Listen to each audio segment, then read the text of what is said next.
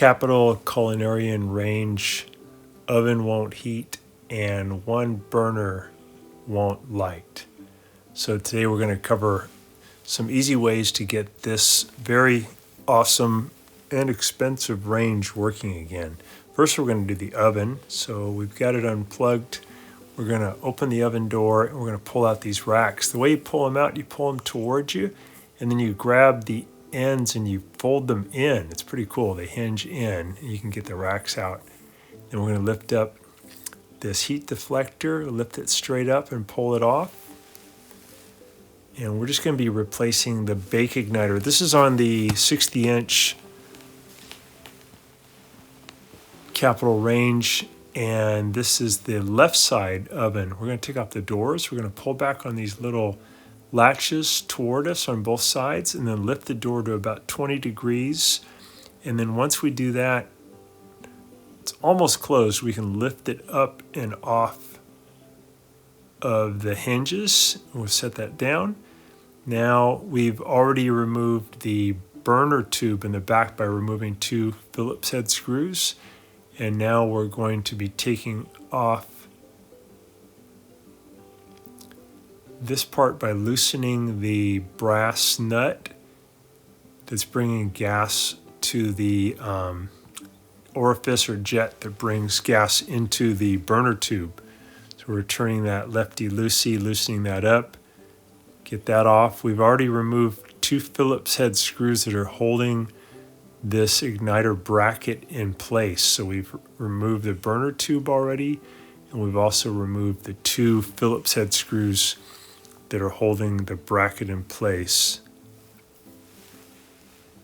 And here is the igniter, and those are the 2 holes there where the Phillips head screws came out. So now we can pull the gas tube off, and then we can push this bracket inside the oven cavity, and we can lift the igniter and the igniter bracket out. Now we have to remove 2 Phillips head screws. These have nuts on the back of them, little brass nuts. So you want to spin it and then grab the nut maybe with your fingers or with some pliers. Spin off those 2 nuts here on the back. And then we can get the igniter off. And the igniters are not that expensive. This is a Robert Shaw igniter that we're putting on, which is a replacement for the Capital one. You can get it from Capital too. Robert Shaw one's a lot less expensive. We'll put a link in the description below. These are really good ranges though, very simple, a lot like the Wolf and Viking ranges and Blue Star ranges.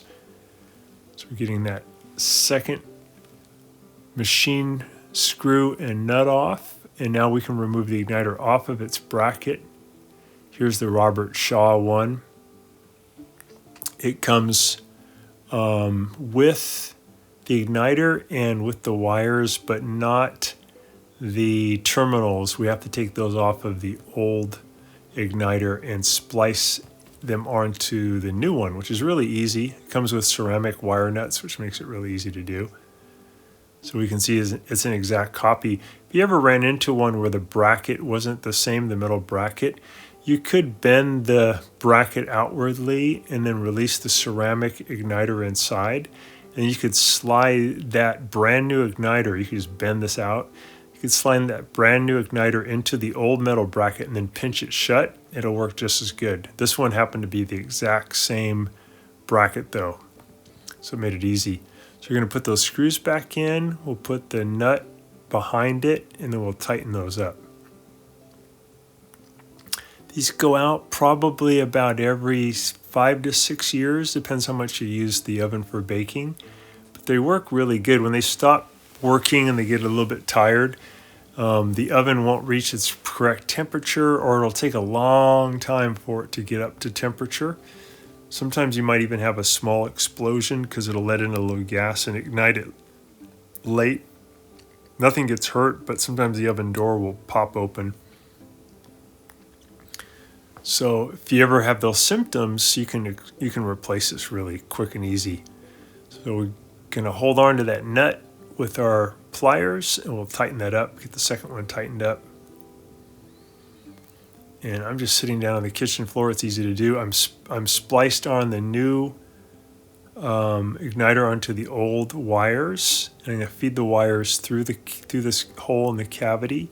I'll feed the bracket into the oven cavity, feed the brass pieces through this hole, and then I'm going to go ahead and put the 2 Phillips head screws in that hold the metal bracket down into the oven cavity. I'm going to put that gas tube on and then just lightly tighten it, not fully tighten it yet, but just get the threads on. Putting those 2 Phillips head screws back in. I'm sorry we didn't have that during the take apart, but this is kind of the reverse. We're just putting them back on.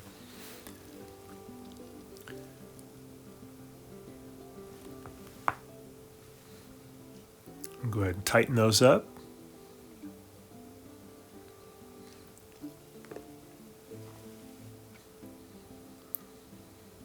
You doing this on your own, you probably save about $150 to maybe $250 from labor that you have to pay someone to do it, but it's pretty easy to do, don't need many tools.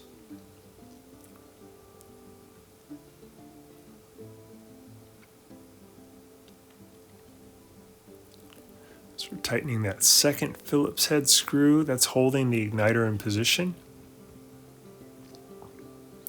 Now I can tighten that brass nut. I want to get a finger tight and then go just a little bit further with my wrench, and that's going to make sure I have a good gas tight connection.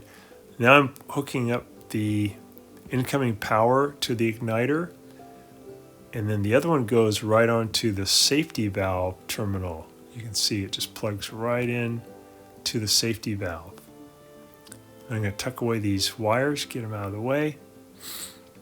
We're almost done with this oven igniter. Pretty quick and easy. When people tell me their oven isn't heating, it's my favorite repair because it's so straightforward and easy to do and has really good result. Get those all tucked away. All right, here is the burner tube. If you ever have to adjust the air-fuel mixture, there's a little nut you unscrew here. You can turn this right or left to let in either more air or less air. You want to get a nice blue flame with very little yellow tinges. It would be a great flame. So I put the burner tube back in. I'm going to add these 2 Phillips head screws. The other end of it went over that brass orifice that was connected to the igniter bracket. So now we're just adding those screws in by hand and we'll tighten them up.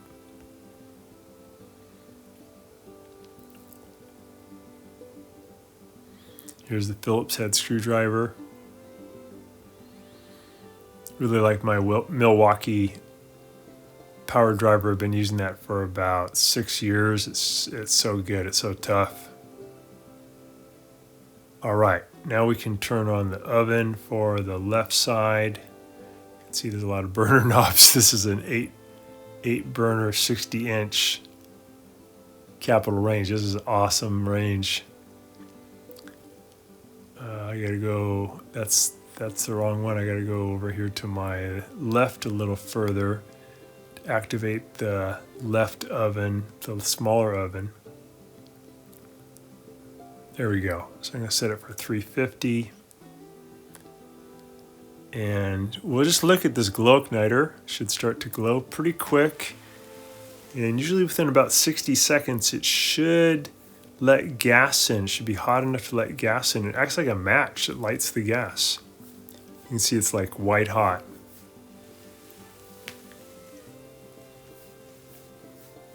And there goes the gas. We got a nice blue flame. So it looks really good. So we'll go ahead and turn it off. We'll go ahead and finish the reassembly, putting on this kick plate. So we're pushing it in at the top first. We'll raise it up by about 1 inch and then lower down the bottom part. It goes into a bracket, and we have to add in 3 Phillips head screws to hold it in.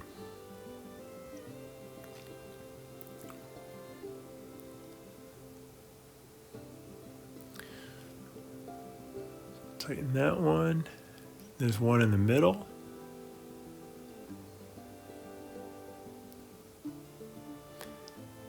If you ever have on the big oven, if you ever have it where it doesn't heat, take this whole panel off and you'll find that there is a thermal overload with a red button.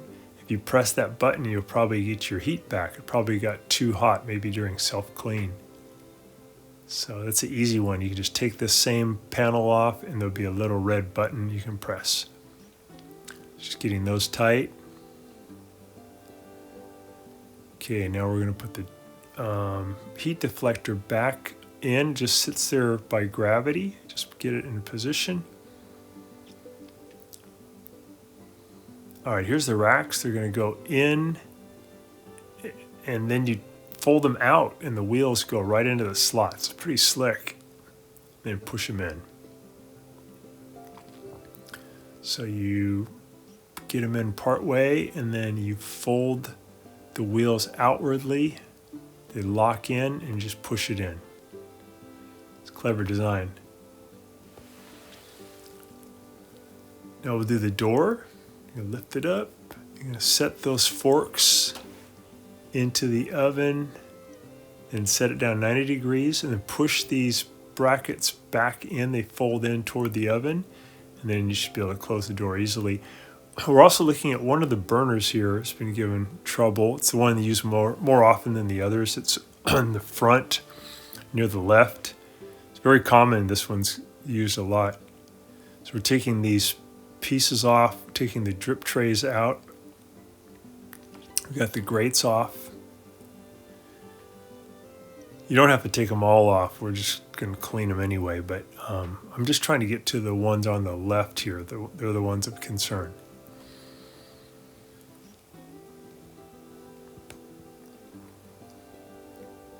So if we go in 2 rows from the left in the front, that's the one that's been acting up. When we try to turn it on, we hear very faint clicking noise, but we don't see any spark. Now that could be due to a really corroded or dirty burner head, and the metal pieces have to touch each other and make good metal to metal contact. And if they don't, if they're too corroded like this one, you have a really bad ground and the electricity can't travel through and create a good circuit to create a nice strong spark.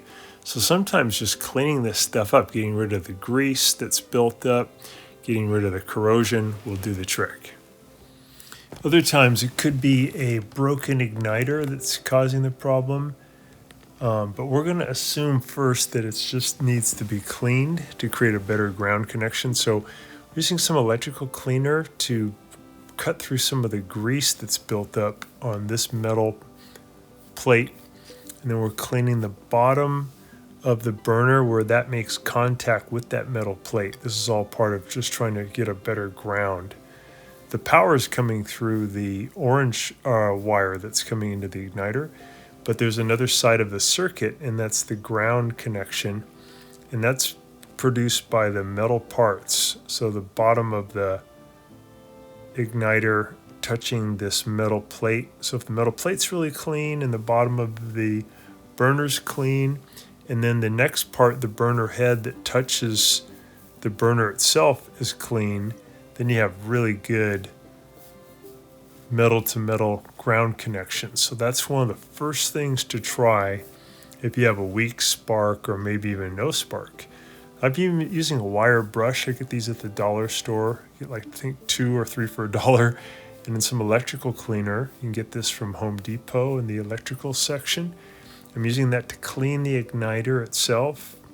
These are really good igniters on the Capitol. They have a housing around them to protect them because they're made of porcelain. So I did speed up the camera here, but I'm not doing this with a lot of force. I'm going fast, but I'm going kind of light so I don't break the porcelain. And the metal part you can push in really hard. This is the burner head using the same principle, just using electrical cleaner, wiping it off, and then trying to get it as shiny as possible, removing all the grease and removing the rust and the corrosion that builds up.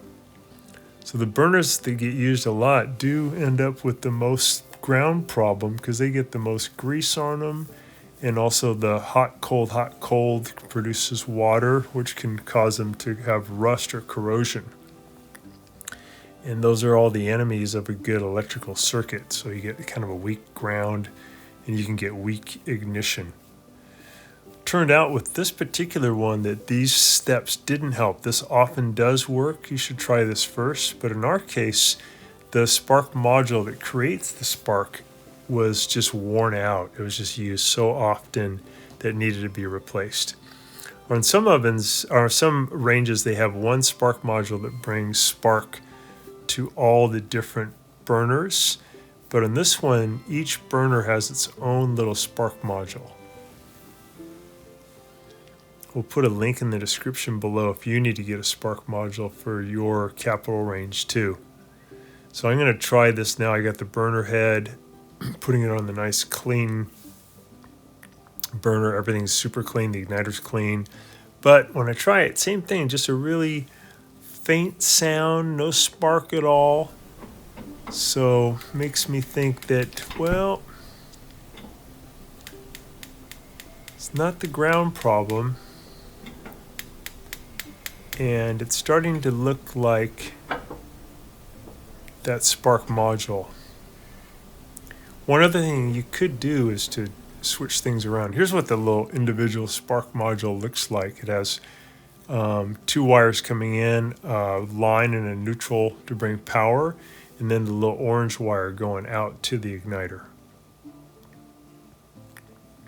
One thing I'll try here in a second though is I'll switch the burners around just to make sure that it is a problem with the spark module, not a problem with the igniter itself.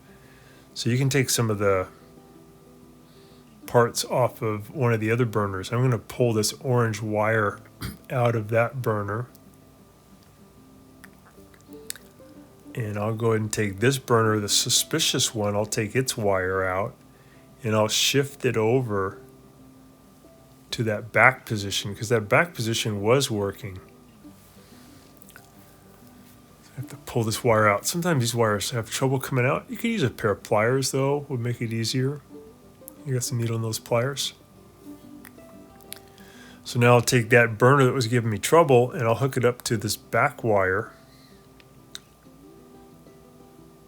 and then see if that does any good. So I'll put it into the back burner position. This is the troublemaking burner with maybe a bad igniter. I'm just going to see what happens. So when I try it, I can hear a spark now, which is good. And I got a good ignition. So that tells me the igniter's good, the burner's good, it has a good ground, the cleaning really helped. But this orange wire that was bringing power to the igniter is not bringing power because the module that makes the power is messed up. So I got to get to the module. I got to unplug it, get all these burner knobs off, just pull them straight off. And then I got to get this whole front panel off. I got to take out this trim piece that sits underneath the drip pan. There's a bunch of screws, you pull it off.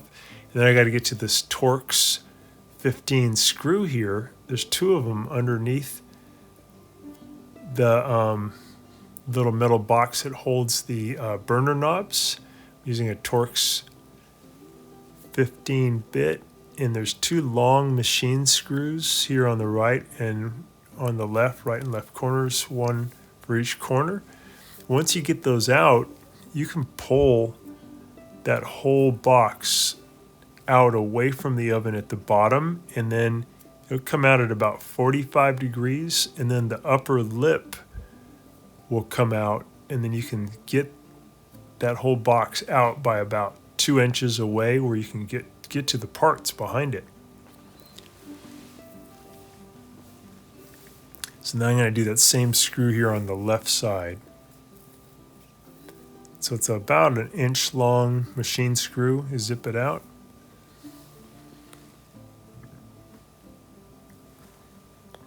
So here I'm pulling it out 45 degrees. It releases from the top, just slips out. And that gives me access to that little spark module. We got one for each one of the burners. And I'm gonna grab the orange wire that's for that burner that's giving me trouble. I'm gonna tug on it, and that's gonna help me see where that orange wire hooks up to which one of these gray spark modules. Spark modules are these gray plastic boxes, a little bit hard to see here on camera. And it's held in by 2 Phillips head screws. So I'm cutting the zip tie that's holding the wires so I can kind of free up the wires. And I'll pull the orange wire out of the gray plastic box, the spark module, and I'm putting it into the new spark module. This one's a blue color. Putting the orange wire, which is a small spade terminal, into it, and then in the back of it I have a gray wire coming in, which is a larger terminal, coming into the L terminal, which is the line terminal, the incoming power, and then I have a white wire going to the other big terminal, and that's the neutral. And then hooked to that same neutral is another white wire. That's the one I'm hooking up right now. So the neutral wire goes into it, but then there's another neutral white wire that hooks up to it. And that creates this like daisy chain circuit that goes to the next neutral line, next neutral line, next neutral line, to all the different spark module boxes. So I've got the wires all hooked up. I got a gray wire, I got the white neutral wire, I got the orange little wire that brings power. I'll get that in there and add its Phillips head screw to hold it. And then we're pretty much done. We just have to put all the pieces back. We'll put a link in the description below for the oven igniter and for the spark module. And I got the box back into position. I'm adding those 2 machine head screws back in. The way I got the box back in is I came in at the top at 45 degrees to get it underneath the lip, and then I pushed the bottom in. I'm adding those screws back in.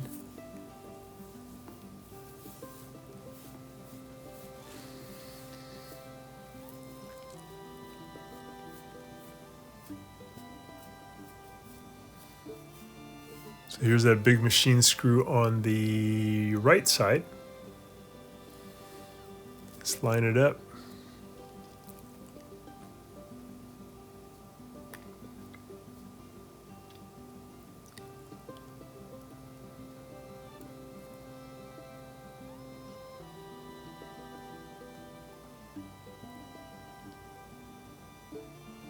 So I'm gonna lift it a little bit and then zip it in. Perfect. All right, got all the knobs back in. We got a good ignition, good flame. So thanks so much for watching. I hope this helps you with your capital range. Thanks so much for watching our video today. I hope that this video has saved you some time and money. And if so, could you please press down in the video description below the donation link and send us a donation so we can keep this service going. Thanks again, and if you have any questions about this repair, could you contact me at scottthefixitguy@yahoo.com. So thanks again for watching, and we'll see you on the next one.